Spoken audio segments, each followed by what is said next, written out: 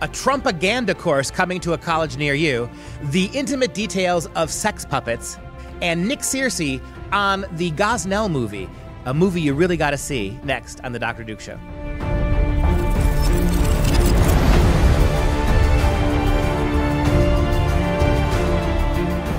Hi everyone, I'm Dr. Duke, and this is The Dr. Duke Show. Every week we cover those stories impacting K-12 classrooms and college campuses across the nation. Greetings to all of our listeners out there and our subscribers. If you haven't done so already, please consider subscribing to the podcast on iTunes or Google Play. It is 100% free to subscribe and never miss an episode. Coming up later in the show, we will be talking to Hollywood director and actor Nick Searcy about his new movie, Gosnell, The Trial of America's Biggest Serial Killer. This is a must-see movie, so stick around for that. But first, as always, I want to bring in Katie Petrick from The Healthy Republic. We're going to talk about today's and this week's big education stories. We are going to start with a survey. So in Windsor, Vermont, parents became upset and alarmed after they learned that a sex survey was given to their fifth graders. Parent Vanessa Beach reached out to the local news after her daughter brought the survey home and showed her mom, what they had done at school that day. And the daughter actually said, well, we weren't supposed to show you this, but it's a good thing the daughter did, because on this sex survey, they were giving questions basically talking about, have you had a partner in life that are, more than just being friends with this partner? Have you had a sexual relationship? And the mom says, my daughter is 10. So are all the other kids who took this. A sexual partner at 10 years old would be called sexual abuse. And basically the mom even said, I understand that having surveys out there may be necessary at some point, but they're 10 years old, and it's absolutely unnecessary at this age. Mom, I was rolling with you until you said that last thing. You have every right to be outraged. You should be much more angry, Mom, about the fact that your kid said that she wasn't supposed to tell you about this. This is the schools withholding information from you, doing things to your children that you wouldn't want them to do. But the idea that surveys may be necessary, anybody explain to me why we should ever survey a middle school student about anything sexual.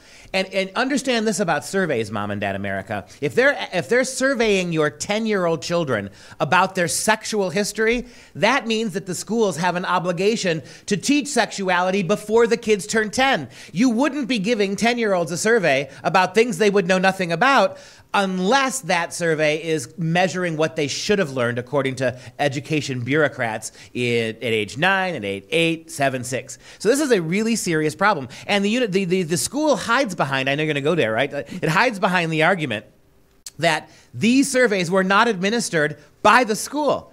They're allowing outside entities, many of them with ties to groups like Planned Parenthood, to come into your school and sexually survey your children without consulting you. How do these, because I promise you this, Mom, you could not walk into your own kid's school in the middle of a day and sit down and challenge the teacher about a sex survey. But outside entities can get into your school to sexually survey your children at as young as 10 and 9 years old. Yeah, the survey was conducted by WISE. It's a domestic violence prevention and advocacy group that runs educational programs in Windsor schools. And this is, again, Windsor, Vermont. And they use that data for researchers at the University of New Hampshire.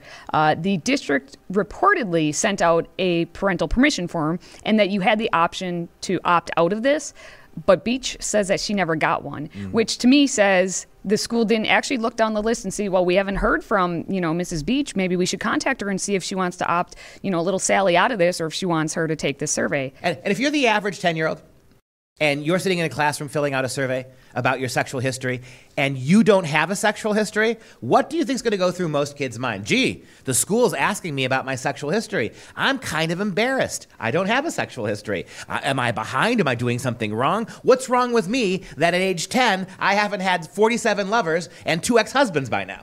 And we have similar things happening all the way across the country in the awful state of California. We have parents of second graders who are concerned about potential lessons being taught that involve gay rights. In Elk Grove, California, it's the Elk Grove Unified School District. Parents are taking a look at textbooks that could be implemented in their schools because they need to follow the new state standards, which include requiring schools to teach LGBTQ rights. And so the local news did a story about one of the books that parents were looking through, and supposedly this is a lesson about honesty for second graders. It includes Jose Julio Soria, who is believed to be the first openly gay person to run for public office. And Soria, it says in the book, it says he decided to be honest. He told people he was gay and that sometimes he dressed as a woman. He was the first person to do this when running for office. It inspired other gay leaders to run for office too. Now, should a 7-year-old need to know any of that information? Well, when you look at the actual material for that lesson, they include Soria's picture alongside Abraham Lincoln, right? Well, yeah, I mean, some of the other heroes they put in there, I mean, you have actual heroes, then you have Harvey Milk, you have like all the activists. As you pointed out, this is that ridiculous California law that requires kids at every age now, every age group, to study gay history. So this is a remarkable thing, right? Because down through Western culture, when we taught kids history, we have never once taught kids heterosexual history. We have never once considered anybody brave for having heterosexual sex. We've never done that. We have never made sexuality a benchmark of historical relevance, right? Sexual preference has never, for heterosexuals or anybody else, been a benchmark for historical worthiness. And what you have now is trying to jam into the curriculum alongside people like George Washington and Abraham Lincoln, who are historically relevant for having accomplished something, right? As opposed to some candidate that nobody's ever heard of, who ran for office because he was gay and a crossdresser. And that alone now elevates it to the level of this. What you're doing is you are watering down history. You are falsifying history. You are unmaking history. This isn't history. What you're doing now is not a history lesson. It is an activist advocacy lesson in gay and transgender culture. It's not history. It is a complete subordination of history in California classrooms to a very specific progressive narrative for 7-year-olds. Now do you know why in Vermont they're testing kids, they're surveying kids about their sexual histories, when in California, at age 7, right, they're introducing them to great American historical heroes, great American heroes who run for office despite cross-dressing. Exactly. And the Elk Grove Unified School District spokesperson, Xanthi Pinkerton, said, quote, "This chapter is about how people can make a difference. When that person is standing up for the rights of their people and the things that they believe in, that's what we're going to be talking about." So it's not a history lesson. So it has nothing to do with that. This is a moral lesson being taught by a amoral school district who is interested in progressive political values. Kids, this is what they're doing in your public schools now. This is what your government public schools have become. They are abject, day in and day out lessons on how to look, think, act, and have sex like a progressive. That is what's taking the place of adding, subtracting, multiplying, and dividing. This is what's taking the place of reading books at high levels. This is what's taking the place of preparing your kids for college. Although, given what's happening to the universities, maybe this is the perfect preparation. Radical political arrogance and very little knowledge. Maybe that's the recipe for universities now that we see what they've done moving forward. Well, I think that segues right into this next story because what they're getting then as second graders and then fifth graders sets them perfectly up for being on campus at Towson University, where you can see a puppet sexologist to give not your average sex talk. You can be at that presentation. Next month, Dr. Justine Shuey is going to be giving students at Towson University, and that's part of the university system in Maryland, a show of genital puppets to help them talk about sex. She has a doctorate, by the way, in human sexuality at the Institute for Advanced Study of Human Sexuality, and she's working on getting another doctorate. You have a doctorate from the Institute of Advanced Sexual Studies. Yep. So let's just be very clear about this. This isn't a real thing, right? This is like Dr. Ruth Westheimer and who's Dr. Drew, that weird Dr. guy, Drew. right? Oh, yeah. It's like Dr. Drew and Dr. Ruth Westheimer opened up a sex clinic and started handing out degrees. That's where she got her degree from, in sexual puppetology. Yeah, well, her second degree that she's working on is from Widener University. Mm-hmm. That's an interesting name. But anyway, the students at Towson University, this not your typical sex talk, that's what this specific talk is. It's a hilarious, honest, no-holds-barred approach to sexuality education that uses puppets, props, interactive activities, and audience participation to address misinformation head-on while enhancing sexual awareness. The students are going to be doing an anonymous Q&A session via text message, and they're going to leave the presentation empowered to take charge of your sexuality in safe and appropriate ways. And for the presentation in Towson, they're going to talk about sex, love, healthy relationships, communication, and consent.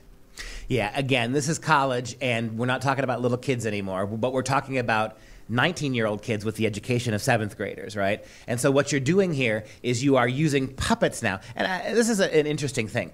You see what we're doing? We are treating little kids like they're radical adults. I think they're like old men and women. We're treating 7 and 9 and 10-year-olds as if they're fully functioning adults. We're treating college kids like they're 5-year-olds. We're bringing puppets now into college classrooms to talk about open and frank discussions of sex. And we're using hardcore survey information to survey our 7-year-olds. So see exactly how backwards your progressive education system is. Although I got to ask one really probing question here. Yes. If you put your hand up the backside of a puppet, is that not sex, number one? And number two, does that not require consent? Consent. There it is. I mean, do we not need a puppet code of sexual conduct? We'll start writing it. I mean, you think about it. We're making movies now about sexualized Muppets, right? That is true. And so the question becomes, and I'm confused about the procedure. So she's using puppets that are a vagina puppet and a penis puppet, right? So she's got her hands up both of those things. Mm-hmm. And then she's going to, I suppose, demonstrate how certain kinds of sexuality work with her hands up these puppets. I mean, let that image sink in for a second. An adult woman with a PhD in sexuality studies with foam genitalia on her hands playing puppet games with them to your college kids. How much of your tuition dollars are siphoned off to pay for this nonsense when they're graduating college not knowing who Thomas Jefferson is? Just so everyone's aware, Justine Shuey also does Parents and Kids program because she says parents should be talking to their kids about sex from cradle to college. Yeah, that's right. You got a stupid PhD from a non-school about sexuality, and you're telling moms and dads they should start talking to their infant children about sex. And if you're not going to do it, we're going to take our sex puppets and do it in your preschools, do it in your kindergartens, and do it in your colleges. In other words, you will talk sex to your kids, or we will. At the earliest possible ages. From cradle to... can you imagine the lullabies? Hush, little baby, don't say a word. I'm going to show you what a penis is. Can you imagine? I mean, we're going to have to completely revamp little kids' books. We're going to have to... Lullabies now are going to have to be sexabies. Yeah, well, we have a case of 5 mean girls. At least that's what some parents are calling this group of girls from Seneca Valley High School in Pittsburgh, Pennsylvania. The girls targeted Michael J. and Alicia Flood's son with false sexual assault allegation because they don't like him. So what happened, it started in July of 2017 when one of the girls accused the boy of sexual assault at the swimming pool. He worked at the swimming pool. The boy was charged with indecent assault and 2 counts of harassment. And the girl later admitted, I just don't like him. I just don't like to hear him talk. I don't like to look at him. And the boy pled not guilty, and he got put on probation. Then in October, she told her classmates she would do anything to get him expelled. At one point, students put the word predator across his back. Then in March, he was accused of sexual assault by one of the friends of the girls. And then in April, he got charged with some more things. And all of this later, finally, the girls came out and said, yeah, we made up the allegations. So your public schools, which are dedicating tens of millions of dollars to anti-bullying programs, are now using feminist hashtag movements to bully little boys. That's what this comes down to. You're paying, we are subsidizing now, because you think about what goes on in public schools. One of the ways that they're teaching transgenderism to 6-year-olds, one of the ways they're doing puppet theater to your kids, sexual puppet theater in your schools now, one of the ways that they're surveying your kids about sex and under the aegis of domestic violence when they're 10 years old, is all of this is done to stop bullying. We have to teach transgenderism to preschool kids to stop them from bullying each other about their genders. And now, under the hashtag feminist movement that circumscribes all of this anti-bullying garbage, what you are doing is teaching little girls how to bully little boys. You are giving them carte blanche now. And what these girls are honest. I don't like the way he looks. I don't like him. And so because I don't like him and I don't want to look at him and I don't want to be around this kid, because I hate this little boy, I will accuse him of radical sexual harassment. We will pin the word predator on his back when he's not looking. And what are the schools doing? The boy, the teenager, he was fired from his pool job. Fired from his pool job. He's homeschooled because he suffers mental problems. And according to the family attorney, he was basically tortured in school by other students and investigators, but the administration was only focused on protecting the girls. And what happens now that the girls recanted their story? Nothing. Nothing. Absolutely nothing. And let that sink in. All the investigation, all the legal problems that this boy had, being pulled out of school, being absolutely destroyed at that school, his education being impaired by these false allegations, and the only thing the school was concerned about is making sure the girls were protected while all of this was going on. Now look, I'll go say this again. Right, this hashtag Me Too. We saw it in the Kavanaugh case. We've done a lot of stories related to universities and Kavanaugh. This argument that women must be believed has to be broken. Right? Evidence. We are an evidentiary society. It is one of the great glories of Western culture that we are due process, evidentiary based. It is the radical progressives in your kids' schools under Title IX advice from the Obama administration who are trying to unmake this, who are teaching your kids at colleges like the University of Wisconsin that your boys are toxically male, that freshmen and college boys, when they show up to campus, have to have the toxic masculinity kicked out of them. This is a campaign of persecution against boys for being boys. And it is not helping women, it is not affirming women, it is not empowering women to give them the ability to destroy boys because they don't like the way they look or because they don't like them. Agreed. We're going to switch to our home state here in Wisconsin because the Shorewood High School Drama Club was all set to perform To Kill a Mockingbird. Opening weekend, they were all excited. And then just hours before the show was supposed to go on, they got a potential threat of a potential protest. So, of course, we're going to cancel the show.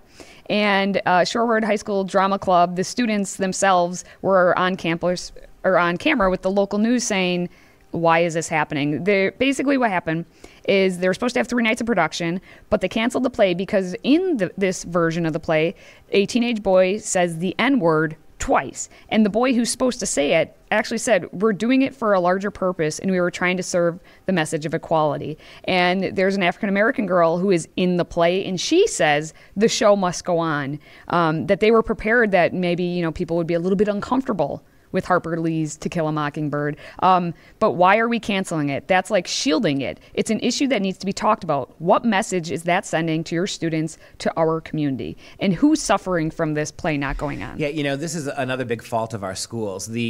As part of the anti-bullying campaign, part of the non-education education paradigm of modern public schools, teaching racial awareness now is everything. Race, class, and gender dominate your kids' education from preschool through college, through graduate school. And here's the interesting thing. Progressives think they can raise racial awareness by never exposing kids to historical examples of racism, right? To Kill a Mockingbird is the most liberal, most politically correct, most canonized book in the last 100 years teaching people about the racial problem in America. It is a book that has had tremendous impact. It is a book that has moved our discussions of race forward when it was published in the early 1960s. And now a book whose whole raison d'etre is to expose the American people to the horrors of racism and abject racism. Now it can't be taught to kids. Kids cannot put on that play because it actually graphically talks about what the problem was. This is like telling kids about the Holocaust, but eradicating all the film footage of emaciated bodies, all the film footage because it's disturbing. Never again show ashes and skeletons in ovens in Auschwitz because that's offensive. Right? It's offensive to show emaciated Jews in gas camps. So we won't do that, but we're going to try to convince you of the magnitude. It's a Soviet idea that you have to sanitize history before you can talk about it. You have to sanitize it and then just take people's word for what happened. That is a recipe for exactly what you're seeing now. Shockingly, staggeringly, historically ignorant college kids graduating with 4- and 5-year degrees from the universities who can't tell you the first meaningful thing about our actual history. You ask them to talk about the history of slavery in a methodical academic way, they can't do it. They can't tell you, as I see experience in my classrooms, my university kids can't name a single slaveholding nation outside of the United States. They only know slavery is an American phenomenon. So they don't know anything about it. Yet their politics and their ideology and their rage factor is so high. That's what you get when you do this. When you block actual works of literature from being performed as plays because they deal graphically. As a professor of literature, The purpose of literature, the purpose of art is to wake the soul. I think it was Alexander Pope who said, to wake the soul with tender strokes of art, right?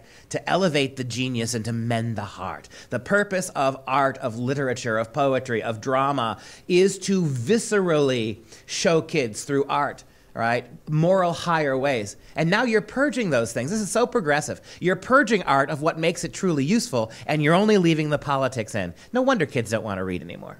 Well, and that's the thing. I mean, I feel for these kids because I was in musicals in high school, and I know how much work goes into months and late nights of just memorizing the lines and getting the choreography down, getting everything done. And that's like a point of pride for these kids. I mean, this is their chance to show and tell a story that needs to be told to the American public because we don't have good race relations in the sense that we don't actually know the truth of what happened. And this is an opportunity for them to be able to share that with their peers and with their parents and their families. And Grasshopper, very wise of you to say that because that's exactly right. Think about it. The kids who read the story, read the novel, read the adaptation to a play, who became so familiar with the ethos of what that story is, To Kill a Mockingbird, they memorized their lines. They understand how moving and gripping the presentation can be. And those kids are the ones being told, you can't do that now. Yeah. I mean, so even when kids are trying to use art to learn, the politically correct culture steps in and intervenes. For your own good, we're going to not let you learn those lessons you learned in literature. We're going to sanitize them as good progressives, and we're going to leave all the political outrage with none of the actual learning. The one positive we do have, even though it's under, political ramifications, they did open the show back up for after protest for one night, a Wednesday night. Who goes to a play on a Wednesday night? But they did open it for that one night. It was just the other night. And basically, they weren't allowed to sell tickets at the door. I don't know if they thought there would be protests or what, but you had to buy tickets ahead of time. So I hope everyone enjoyed that show and that the students were able to, at least for that one time. Now think about that. You saw in the first part of our show, we are teaching radical sexuality to little kids. We are surveying 10-year-olds about their sexual preferences. We're doing hardcore gay and lesbian propaganda in 7-year-old classes. We have no problem treating your little children like they're college kids. And yet we're treating high school kids like they're too childish and politically immature to be able to put on a play. And not only that, we're treating the parents the same way. We're telling the parents that if you want to come and see this production of To Kill a Mockingbird, we'll let it go one night instead of the 3 we were going to show it, right? And you only you have to buy your ticket to the school, come to the school in the middle of a workday for a very narrow window. Do you see what you're doing? We are putting so many chains on a performance of art for high school kids. And we're letting little kids wallow in the worst kind of filth and garbage that's way above their ability to comprehend it. This is not an accident. We are treating your adult kids like children, and we are adultifying your little kids. It is completely backward. And what are you going to get? Very politically active, very angry kids, Antifa kids, kids who want to tear down the system without understanding it. That's exactly what this is designed to produce, and it's producing it. Yeah, and you know whose fault all of any chaos is in our country? Donald Trump, of course. Well, of course. Because according to the University of Illinois, we need to talk about Donald Trump and all his propaganda through a course called Trumpaganda. Trumpaganda. It's one of these pop-up courses. That's what we're doing now. Apparently, because our students can only have attention spans of 7 weeks, and we're going to just have this course at random. It's at the University of Illinois Champaign. The official title of the course is Trumpaganda, the War on Facts, Press, and Democracy. It's a new journalism course. It's being offered to analyze, obviously, President Donald Trump's disinformation campaign, the ways in which he uses different methods of propaganda to defeat his opponents, and its implications for American democracy and a free press. I love that this is a journalist course, right? As if we're turning out conservative right-wing journalists, right? As if they're just rolling off the presses out of these J schools, right? See what you did there, rolling off the presses, right? At these J schools, these journalism schools, as if American academic journalism schools are these centers and hubs of right-wing misinformation. We've got to make sure we draw in the middle of the semester, right? There's an ongoing 14-week semester. Kids are already subscribed for their classes, right? We got to just stop what we're doing, create a pop-up course in the middle of a semester, 7 weeks long, about propaganda, because kids, journalism students on college campuses aren't left enough. This is a remarkable thing. We talked about these pop-up courses before. It's not rather than teach the curriculum, rather than teach the history, the culture, the the things that teachers usually teach, the set curriculum at college campuses, now they're coming by with these drive-by classes that at the drop of a hat, anytime during the school year, they can immediately create one, and every single one of these pop-up courses we've seen on colleges and universities is attacking conservative ideology. Let's head on over to the University of Georgia, where a hilarious and yet quite sad instance happened. Campus reform's Cabot Phillips went to the University of Georgia to ask students if they could give just one single example of a liberal speaker being shouted down by conservatives for their speech. And if they could, he would give them $100. Guess how much money he walked away with? All the money he brought. And you could have made that $1,000. You could have made it $1 million. The fact is that there aren't any. And this makes a big statement, right? I mean, this is what Cabot is doing is not even necessarily a politicized issue. Shows up at a college campus with a wad of $100 bills and says, hey, if you can give me one example of a conservative student or conservative group shutting down a person's right to speak on a college campus, I'm going to give you $100. Yeah, I'm going to lose that $100 because I can't. No, I don't think I can. Yeah. I honestly would believe that hasn't happened before. Anything come to mind? No.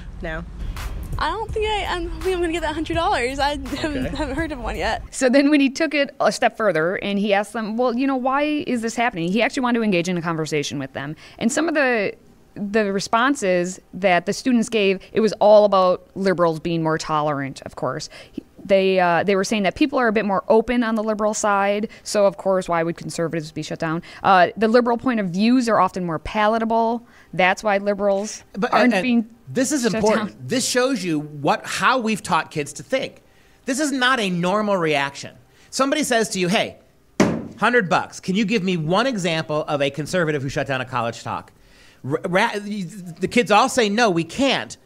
And then when they're asked about why, they default to their liberalism, right? And one student said liberal stuff is normally a lot less hate-fueled and divisive. And Cabot followed that up with, well, who defines what divisive means? And the kid just was like, well, divisive, it's when you divide. And that's all he could give them. But that's a classic example, right? That when you cannot, in other words, the issue that's being discussed here is freedom of speech. Kids couldn't figure that out, right? Can you give us an example where conservatives on campus tried to stop anybody from speaking? And the answer is no. Rather than do the cognitive critical thinking thing and say, hey, you know what that means? But I can think of a lot of liberals who've done it. There are a lot of liberal groups who have shut down those. Rather than try to come to a critical understanding of why conservatives don't shut down free speech and why liberals on college campuses do, these kids defaulted to trying to define the superiority of liberalism as it's been handed to them. Your kids, and I do this in my classrooms, I really do this every semester, and you've been there, right, Katie? You can testify to this. I'll put the word conservative and liberal on my blackboard. And I will ask the kids, point to the word liberal. Can you give me any time in the last 20 years, you've been in school since you were 5 years old, where you've heard the word conservative used in a positive way, or conservative arguments presented in positive ways? I have never had a kid raise their hand. I think the closest they got was someone said, well, conservation. Right. They had to redefine the word. Exactly. Meanwhile, I'll point to the word liberal on the board, and I'll say, have you ever heard this word criticized? And the answer is no. In other words, in our universities, in our colleges, our high schools, middle schools, the word conservative always means bad. And the word liberal, no matter how you use it, always means good. If you slap the tag liberal on something, it is immediately good. And you see in this little thought exercise, these kids don't even have the rudimentary critical thinking skills to think, okay, liberals shut down free speech, conservatives don't. Maybe conservatives have a better view of speech than liberals do on college campuses. No. That speech was shut down because it's divisive. We know, the kids say, that liberalism is morally and ethically superior, so we shouldn't be concerned if conservative speech is shut down. Cabot walked home with a big wad of money in his pants. He should spend some of that cash this weekend by going to the movie theaters, because there's a very important film out right now, and I want all of our listeners, anyone watching us right now, to this weekend, you need to go see Gosnell, The Trial of America's Biggest Serial Killer. It tells a true story of the horrific murders at the hands of Dr. Kermit Gosnell, and basically, to tell you more, we had Dr. Duke actually have an opportunity to sit down and speak with the director and one of the actors in the film, Nick Searcy. So that's coming up next. Philadelphia Police Department, we have a search warrant. What is that smell? Man, you gotta see this. Is this normal? I don't know. I've never been in an abortion clinic before.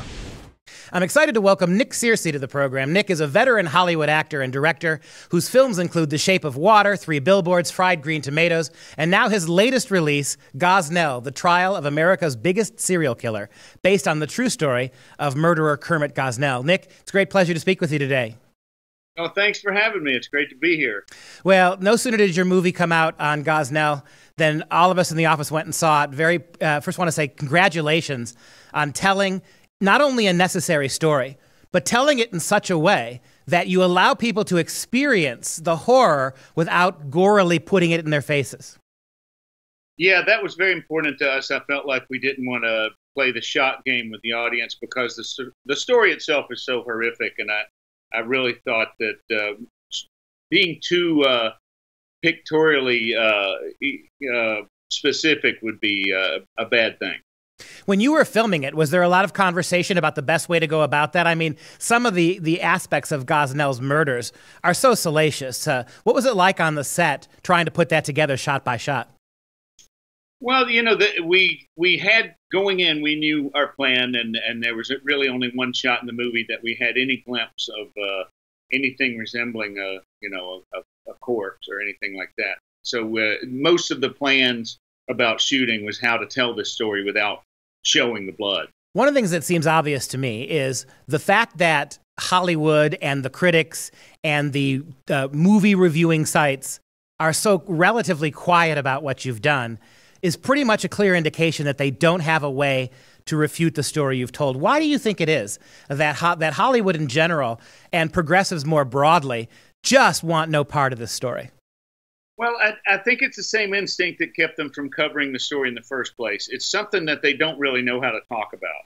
I mean, a couple of the reviews, most of the reviews have been very good. They sort of acknowledge that the movie is not overtly trying to be political or to advance an argument, that it's just telling the facts of what happened in this case. But there's a fear of just knowing what an actual abortion is and what a legal abortion is and what constitutes an illegal abortion. And I think that they don't know how to talk about that because for so long the whole concept of abortion has just been sort of sanitized so that you don't know what is actually being talked about. This was a difficult movie to make, not just in terms of the subject matter, but you were, for a long time, stonewalled on this. It took a lot of crowdfunding to get together the money to do this. You've had other progressive social media sites that sort of turned their back on you. And is it also true that for a couple of years, the movie couldn't get put forth and created because of something that went on with a judge? What's that about? The crazy thing to me about that was that the judge really tried to get an injunction against the movie when he hadn't seen it. He was objecting to some characterization of him that was in the book, not in the movie. And in fact, in the movie, there's no judgment about the judge one way or the other. He just says sustained or overruled, just like any judge in any movie. So we don't make a value judgment about the judge in Gosnell. So when you, from a director's perspective, set about making this film, what was the one or two things you kind of hoped that an audience leaving the theater would stick with them from having seen what your work produced? Well, I think in my naive little brain, I really thought all along that this movie was going to be something that both sides could watch and benefit from and could gain information from. To me, the fascinating thing about the script was that it was a really compelling story on a detective level, on a movie about a serial killer and how you caught him. But on another level, it was just the amount of information that was in there about something that we all have an opinion about and nobody knows that much about.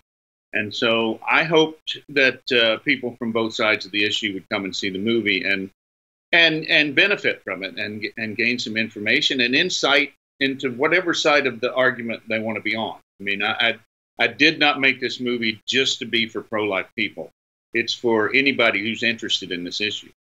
Yeah, and I think the title tries to reflect that a little bit. It's the bold move of calling Gosnell America's biggest serial killer, which is 100% accurate.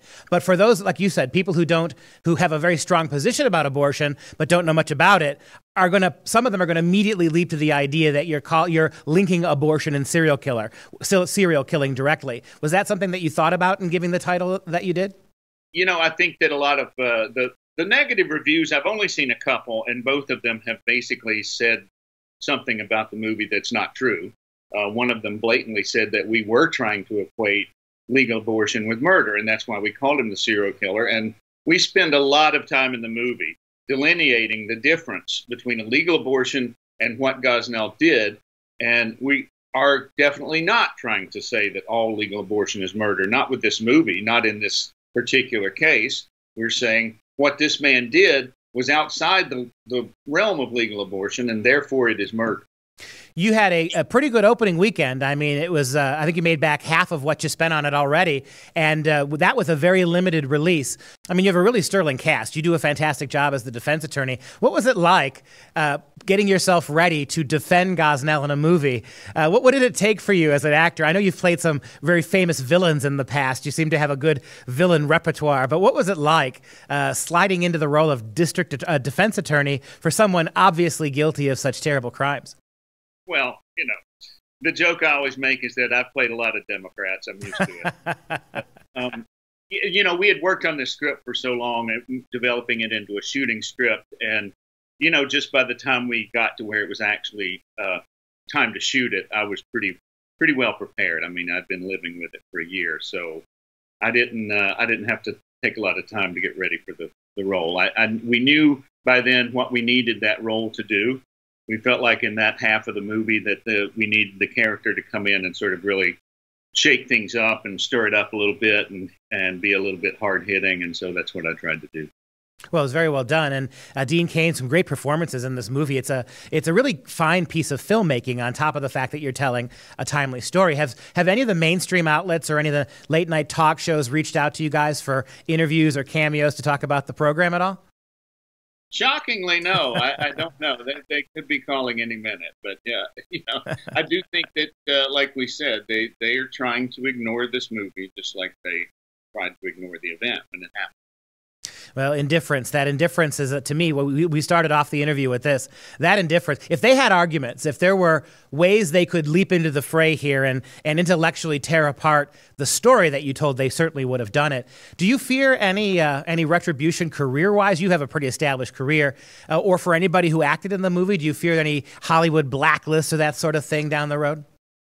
I don't fear it. I think it's become our responsibility to stop being afraid of these Hollywood leftist bullies. I mean, if there's a blacklist and I'm on it, okay, whatever. I'm working plenty. I'm getting enough work. I'm doing fine, and I'm just not going to let these people tell me what I can think or what I can believe or what kind of story I can tell.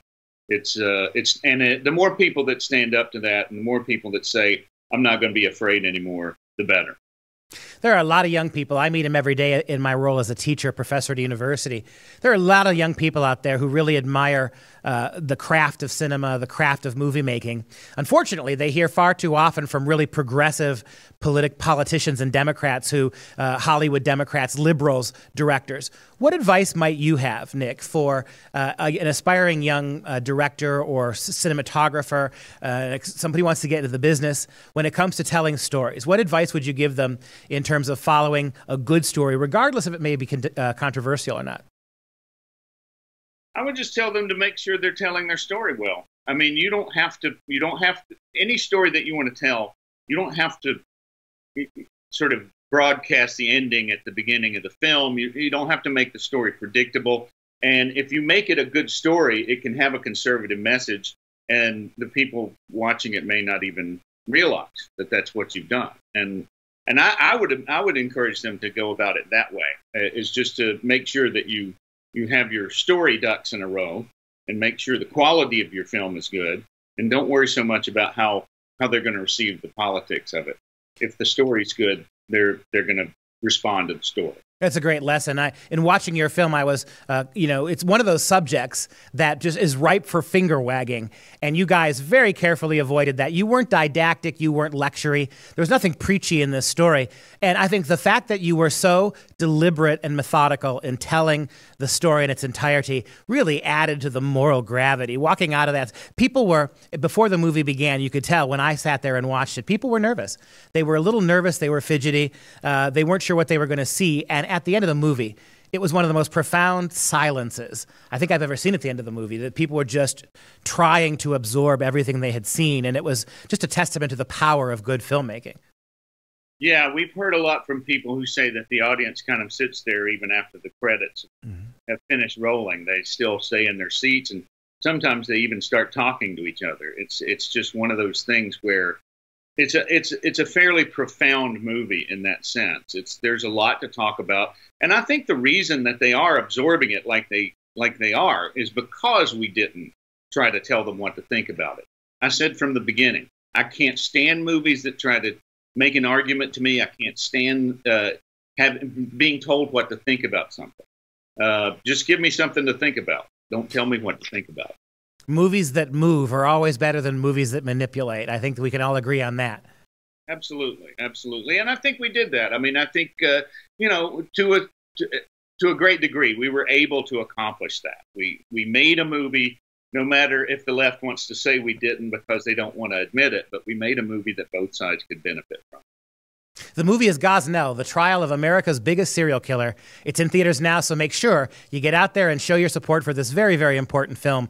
Nick Searcy, it's been a great pleasure speaking with you. Thank you so much for your time today, and I hope the movie gets to be as big as the topic that you covered. Again, I can't stress enough how important it is for you to go see the Gosnell movie. Movies like this will not be made unless we give our money to them. So make sure you head to the box office this weekend and support Gosnell. But turning our attention now to our final story of the day, it actually involves a school district sending child services after a mother when she reported her daughter was sexually assaulted in a bathroom at a public school by a gender fluid student. So it's a very kind of engrossing story. We'll lay out some of the details here. The story is coming out of Decatur, Georgia, where allegedly a kindergartner at Oakhurst Elementary went to the bathroom and was then sexually assaulted by a boy who identifies as a girl, so he was using the female restroom. He allegedly pushed her up against a wall and touched her private parts. Now, according to the complaint, and again, this is a long story, it's an ongoing story, so everything is alleged. The complaint was filed through the Alliance Defending Freedom. The school was indifferent about what happened, and they wouldn't move the girl to a different classroom from the boy after the complaint was made. The principal said that students get to choose the bathroom or the gender with which they identify. And the complaint alleges that school officials reported the mom to the social service agency as having sexually abused her daughter. And so she was investigated. And so all of this is happening in our schools. And basically, raise your hand if you already knew this is exactly the type of stuff that would come out and happen after this policy. How old were these kids? Kindergarten. 5-year-olds. So understand this. With all of those warnings that this is alleged back and forth, right? We don't know what happened. But it's not the alleged part of it that bothers me. It's the school response. Whether it happened or not, if this was a boy, not a boy thinking he's a girl, who walked into a girl's bathroom at age 5 and allegedly attacked and fondled another 5-year-old girl, the school would not have reacted that way. The school would have removed the boy. The boy would be removed from the school. The little boy would not be able to go to the same classes where that little girl was. The mom would not be a target of the school. Now, one of the things the school did in response to the allegation is try to call into question the fitness of the mother. This is because the entire ethos of the school is not to protect your kids from sexual assault. They don't care about sexual assaults if they come from a protected group. The moral calculus, well, it's moral second grade math that the administrators of this public school did was figure, okay, we can report the truth of the sexual assault as an allegation, and treat it like any other sexual allegation. In other words, treat it as radically true until it's proven false against a boy. Let us treat it instead as, got to be careful. If we push this, if we treat this like we treat other sexual assaults, we might cast a shadow over transgenderism and transgender rights. So rather than risk alienating transgender kids and transgender families, what we're going to do, again, is attack the mother, don't provide no other protections for the little girl, and we're going to call into question the legitimacy of the concerns before we've even finished our investigation. Guys, you've got to understand this. We're talking 5-year-old kids now. A 5-year-old little girl claims she was sexually assaulted. What happened to #BelieveThemAll, right? This 5-year-old girl says she was pushed up against a wall and sexually fondled by a boy who thinks he's a girl in a 5-year-old's bathroom.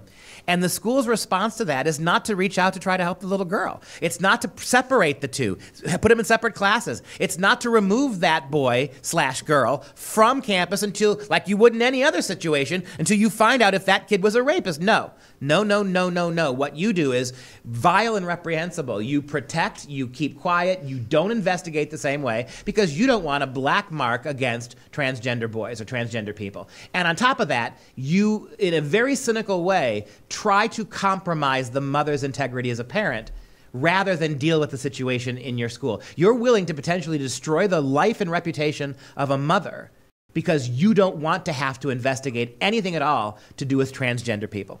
Yeah, if you take a look at all the stories that we've talked about today, it's all about where do you fall on the spectrum of intersectionality. That's right. Because we know that the boy will be guilty when the 5 girls. If he's a boy who identifies as a boy. All right, so bottom of the totem pole. We know he's guilty always. And then, though, with this story, it's, believe all women or all girls, but apparently not in this case, because what trumps that is anyone who says they're transgender. We have to. That's right. We have to align ourselves up in our specific order, our hierarchy in this instance, of who we believe, and that's what's happening, and we'll see what actually happens. And this is progressivism. I love the way that you brought in intersectionality here. This is the progressive intersexual argument now, that when you're dealing with a white and a black person, the white person's always guilty. Unless perhaps the white person is a woman and the black person is a male. Then you have to recalculate, right? Yep. And you could just see the little numbers crunching. Persecution history of black males higher than persecution history of white women. And so where do we give the nod here? And in this case, what if the little girl who said she was molested was actually a boy who thought he was a girl? What if you had 2 transgender kids in there? Would you have taken it seriously then? You would have had to take it more seriously, wouldn't you? And this is exactly right. This entire moral charade that goes on in your kids' government schools, it's already predetermined. They've already got it figured out. Depending upon who you are and how many diversity boxes you check is the degree to which you will receive or be able to claim actual justice. They've decided that cisgendered, heteronormative, little white boys are the apex predators. And the more boxes checked, the less you can be or do bad things, even if you do them. Mom, do you want your kids in this environment? Dad, do you want your kids in an environment like this? Think about what we've done throughout the duration of this show today. The show really hangs together nicely in the sense that every story makes many of the same points here. It's all about how your schools are involved in all sorts of things: social engineering, psychosocial development, radical progressive reindoctrination. All of that has nothing to do with why 99% of you moms and dads send your kids to school in the first place. Are you willing to have your kids completely warped by this educational paradigm on your watch? When your kids are adults and they have kids of their own, do you want your legacy as a parent to be the legacy that you were the mom and dad who let their kids get a pass on real education and spend all of their time in this progressive virtue signaling nonsense? It's a bad look for you, mom and dad. It's going to be a really bad look for the country if we don't push back. All right, and with that, I want to remind you, make sure you head over to drdukeshow.com so you can subscribe to the podcast edition. Again, we're on iTunes, we're on Google Play, we're on Stitcher. Listen on whatever platform makes your day.